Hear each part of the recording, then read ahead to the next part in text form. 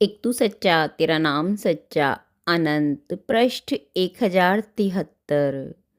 सतपुरुष बाबा फुलसंदे वाले कहते हैं, हे परमेश्वर, मौन आंखों में डूबे हुए चुपचाप भावनाओं के किनारे सारे के सारे चुप चुप मैं भी तेरे मन में एक जोत बनकर उतर जाऊं, तेरे विराट के गहरेपन में स्पंदन बनकर सो जाऊं। सतपुरुष बाबा फुलसंदे वाले फरमाते हैं, हे देवपुत्रों, एक ऋषि क्रोध में बिगड़ रहे थे। एक आगंतुक बड़ी विनय से उनसे कह रहा था, आप क्रोध न करें, आप तो तपोवन में रह रहे हैं। ऋषि, तुम रहोगे तो तुम भी क्रोध करोगे। आगंतुक, क्या यह आवश्यक है? ऋषि, हाँ। आगंतुक, तब आपने तप और ऋषि तत्व को क्या समझा, जब तुम सामान्य व्यवहार से भी परिचित नहीं? हे मुनि, इस काम क्रोध के वेग को थामना ही तो तप है।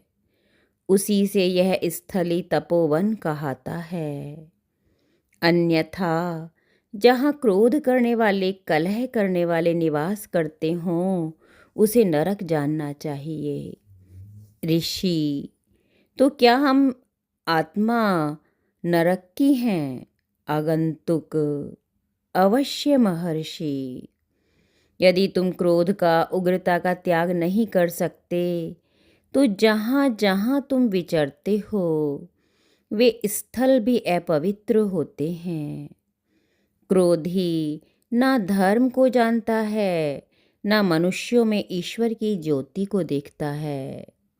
वह एक प्रकार से अंधा ही होता है। अतः तुम क्रोध का त्याग करके अपनी आत्मा की शांति को प्राप्त करो।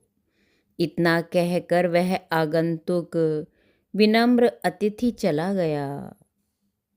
क्रोध की वजह से जिसे ऋषि पहचान न सके, वे पितामह ब्रह्मा थे, जो उन्हें उपदेश करके अपने लोक को जा चुके थे, और वह ऋषि पश्चाताप में जलता हुआ स्थित था। ये काया तो काग का ग्रास है। जैसे कौवों के आगे पत्ते पर हथकार निकाल कर धर देते हैं, ऐसे ही यह काल रूपी काग का ग्रास है। यह देह देह ही क्यों, सारा संसार ही काग का ग्रास है।